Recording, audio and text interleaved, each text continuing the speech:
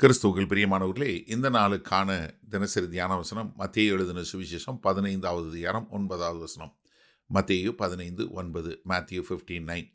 மனுஷருடைய கற்பனைகளை உபதேசங்களாக போதித்து வீணாய் எனக்கு ஆராதனை செய்கிறார்கள் என்று ஏசாயா தீர்க்கதரிசி நன்றாய் சொல்லியிருக்கிறான் என்றார். இப்போ ஏசாயா 29:13 சொல்லி என்ன பண்ணுறாரு? இவங்களுடைய ஆராதனை வீணானது, ஒன்றுமில்லாதது, எம்டி.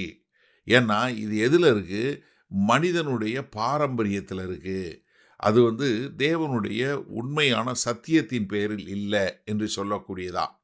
அதாவது வீணான ஆராதனை என்று சொல்லக்கூடிய இந்த பதம், கிரேக்க மொழி பதம் மாற்றேன் என்று சொல்லக்கூடிய பதம் என்னன்னா யூஸ்லெஸ், ஒரு ஒரு நோக்கமில்லாத ஒரு ஆராதனை என்று சொல்லக்கூடியதா.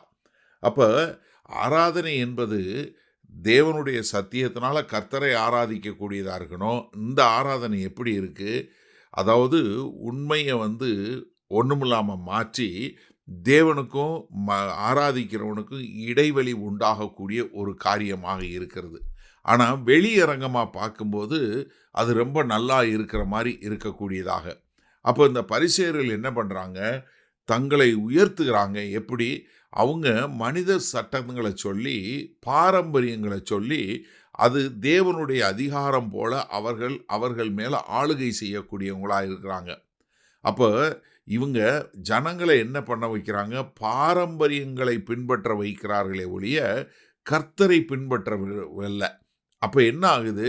இவங்க கர்த்தருடனான உறவை மாற்றிவிட்டு அவங்க என்ன பண்ணிட்டாங்க? ஒரு சட்டதிட்டங்களை பின்பற்றக்கூடிய ஒரு காரியத்தை கொண்டு வந்துட்டாங்க.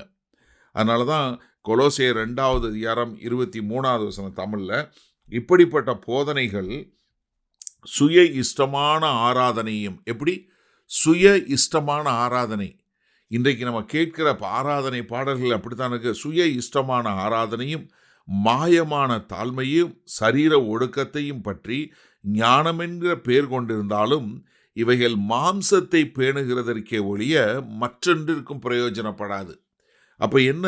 சுய இஷ்டமான ஆராதனை பண்ணி தங்களுடைய மாம்சத்தை பிரியப்படுத்துகிறாங்க. அதனால தான் கர்த்தராகிய இயேசு கிறிஸ்து யோவான் 4வது அதிகாரம் 23-24 சொல்லும்போது, உண்மையாய் தொழுது கொள்ளுகிறவர்கள் பிதாவை ஆவியோடும் உண்மையோடும் தொழுது கொள்ளும் காலம் வரும், அது இப்பொழுதே இருக்கிறது. தமதை தொழுது கொள்ளுகிறவர்கள் இப்படிப்பட்டவர்களாய் இருக்கும்படி பிதாவானவர் விரும்புகிறார். தேவன் ஆவியாய் இருக்கிறார். அவரை தொழுது கொள்ளுகிறவர்கள் ஆவியோடும் உண்மையோடும் அவரை தொழுது கொள்ள வேண்டும். ஆனால் இவர்கள் சொல்லக்கூடிய ஒரு ஆராதனை, இவங்க செய்யக்கூடிய ஒரு காரியம் என்னவா மாறிடுச்சு? அது அவமாக்கக்கூடியதாக. அப்போ வீணா போன ஒரு ஆராதனை பண்ணுறாங்க. தங்களுடைய சுயத்தை பிரியப்படுத்தக்கூடிய காரியங்களை செய்கிறாங்க. சத்தியத்தின்படி இல்லை. சரி, இதனால் இந்த வசனத்தை நம்ம எப்படி எடுத்துக்கொள்வது? கிறிஸ்தவத்தில் இன்றைக்கி இருக்கிற ஒரு பெரிய பிரச்சனை யார்? இந்த பாட்டுக்காரங்க தான். என்ன? இன்றைக்கு நவீன காலத்தில் ஆராதனை வீரர்கள் என்று சொல்லிக்கொண்டு அநேகர் கிளம்பிட்டாங்க. இப்போ அவங்க பூரா பாருங்கள், சுயந்தான், தன்னை குறித்ததான காரியங்களையே செய்கிறாங்க. அவங்களுடைய பாடல்களாக இருக்கட்டும், அவங்க பாடுற முறையாக இருக்கட்டும், அவங்களுடைய உடையாக இருக்கட்டும், அவங்களுடைய ஆட்டமாக இருக்கட்டும், அதாவது ஒரு பரிசுத்தத்தையோ தேவன் மேலே ஒரு பயபக்தியோ கொண்டு வரக்கூடிய காரியத்தை செய்கிறதில்ல. அப்போ ஒரு ஆராதனை என்பது எப்படி இருக்கணும்? வேத வசனத்திற்கு ஒத்தார் போல இருக்கணுமே ஒழிய பாரம்பரியத்திலையும் சம்பிரதாயத்திலையும் சடங்காச்சாரத்திலையும் இருக்கக்கூடாது. இப்போ உங்களை நீங்கள் கேள்வி கேளுங்க. நீங்கள் பாடுகிற பாடலாக இருக்கட்டும், நீங்கள் ஆராதிக்கிற முறையாக இருக்கட்டும், அது தேவனுடைய வார்த்தையினால் உருவாக்கப்பட்டதாக இருக்கா, இல்லை மனுஷ பழக்க வழக்கங்களின் மூலமாக இருக்கிறதா? அந்த போதகர் பாடினார், இல்லை அந்த பாட்டுக்காரர் பாடினார், இவர் பாடினாருங்கிறக்காக நீங்கள் பாடுறீங்களா? ஏன்னா நீங்கள் எப்படி இருக்கணும்? பகுத்தறியக்கூடிய மக்களாக இருக்கணும். ஒரு காரியம் வருதுன்னா அது எங்கேருந்து வருது? ஏன்னா எப்பொழுதுமே வேத வசனத்தை சோதித்தறியக்கூடிய மக்களாக இருக்கணும். ஏன்னா நம்ம இருக்கிற இந்த காலகட்டத்தில் நம்மளை இப்படிப்பட்ட காரியங்களில் போகாதபடிக்கு நம்ம என்ன பண்ணணும்? நம்மளை ரொம்ப ஜாக்கிரதையாக பார்த்துக்கொள்ளணும். அப்போ நம்முடைய ஆராதனை எப்படி இருக்கணும்? நம்முடைய உள்ளான இருதயத்தை, சத்தியத்தை, மனத்தாழ்மையை குறித்ததாக இருக்கணுமே ஒழிய நம்முடைய பெர்ஃபார்மன்ஸ் இல்லை. நம்ம எப்படி பண்ணுறோம், எந்த மாதிரி பண்ணுறோம், எவ்வளவு லைட்டை போடுறோம், எவ்வளவு சத்தத்தை வைக்கிறோம், எப்படி டிஸ்கோ லைட் மாதிரி லைட்டை போடுறோம், டான்ஸ் ஆடுறோம், இது கிடையவே கிடையாது. இந்த ஆராதனை கிடையவே கிடையாது. வேத வசனத்தின்படி கிடையாது. வேத வசனத்தின்படி சத்தியத்தின்படி ஆராதிக்கக்கூடிய மக்களாக இருக்க வேண்டும்.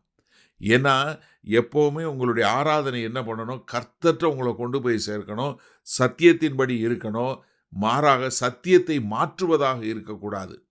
அப்போ என்னன்னா, நீங்கள் நல்லா தெரிஞ்சுக்கொள்ளுங்க, நீங்கள் கர்த்தரோடு ஆராதனையில் தொடர்பு கொண்டு அந்த உறவுல பலப்படக்கூடிய ஒரு ஆராதனையாக இருக்க கர்த்தர் உங்களுக்கு கிருபை பாராட்டுவாராக.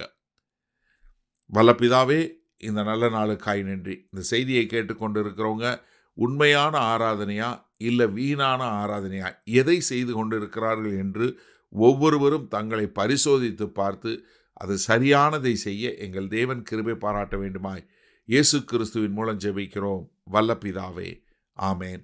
கர்த்தர் உங்களை ஆசீர்வதிப்பாராக. நாம் இன்று மாலை மணால சந்திப்போம்.